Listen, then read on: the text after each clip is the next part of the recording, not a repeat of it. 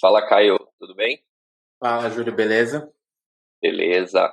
Bom, nossa sessão de hoje a gente vai falar um pouquinho mais sobre como detectar vazamento de memória, né, a partir dos testes.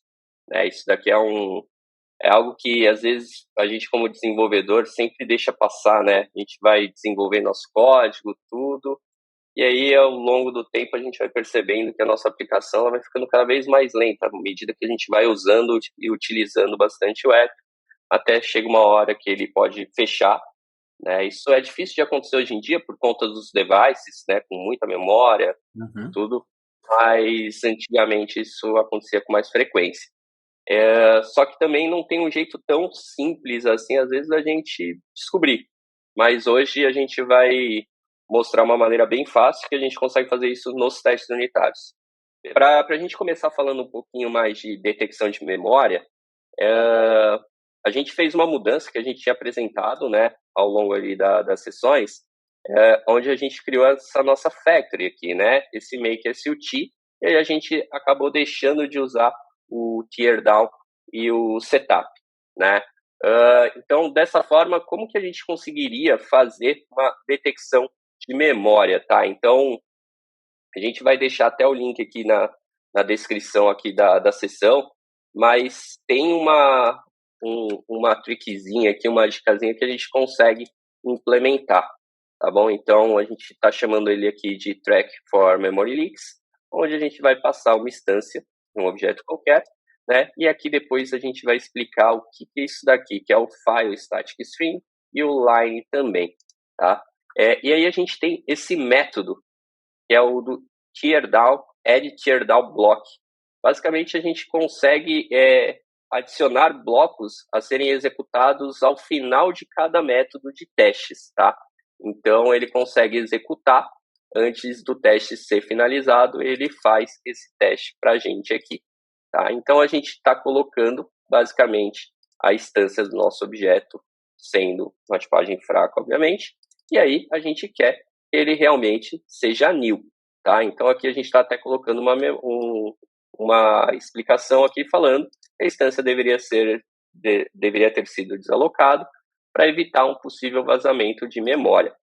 Aí percebam o que é esse assert new aqui, ele tem esse file line, né? A gente não está utilizando eles aqui, mas o que é isso? Isso daqui é para que a gente pudesse, tipo, na hora de estourar o erro, vocês vão ver que o erro ele vai estourar em outro local. Eu vou, inclusive, até remover isso daqui para que a gente possa ver isso melhor na prática. E aí depois a gente volta. Tá? Boa. Então, vamos adicionar aqui no Make SUT, então, onde a gente cria a nossa factory. Vamos garantir que a gente está adicionando um tracking tanto para o nosso client e também um tracking tanto para o nosso SUT. Vamos rodar.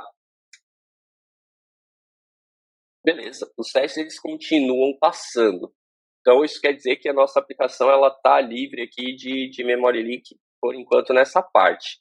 Mas vamos ver uma maneira da gente forçar esse erro e ver o que pode acontecer. Então, um jeito fácil da gente fazer esse erro acontecer é o que a gente tinha falado numa sessão passada, dessa propriedade aqui, né, do OK Response, no qual a gente está usando como value type, para que a gente não tenha que fazer o uso do self aqui dentro do bloco.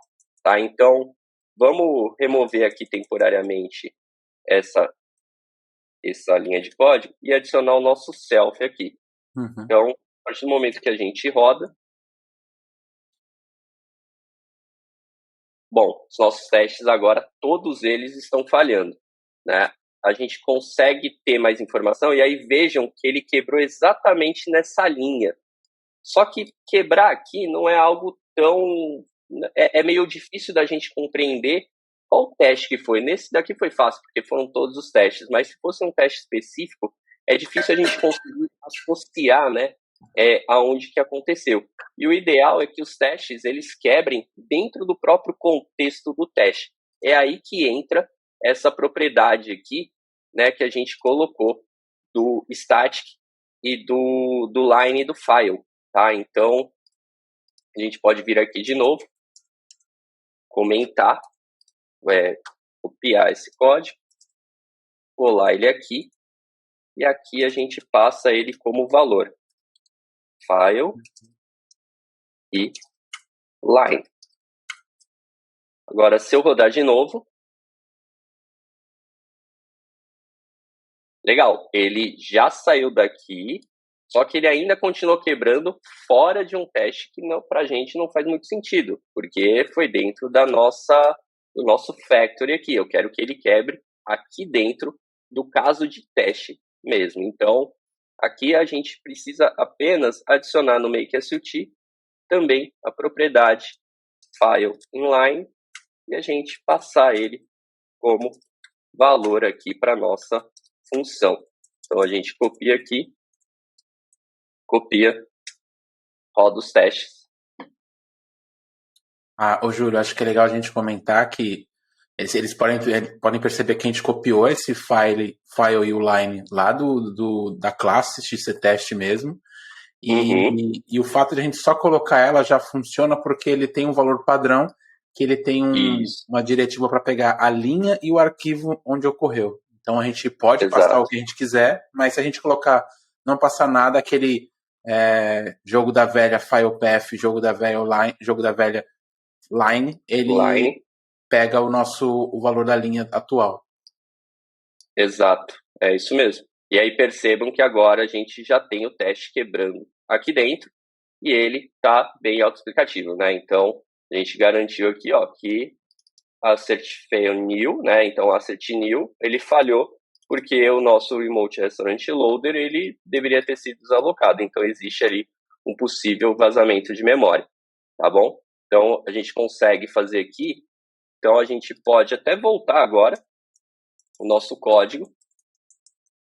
Aqui a gente vai garantir que agora os nossos testes voltem, todos eles a funcionar, mas vamos escrever um teste para que a gente possa garantir mesmo que, se por um acaso a gente, o nosso network client, o nosso remote restaurant loader, ele sair de memória, o nosso completion aqui, ele não deveria retornar.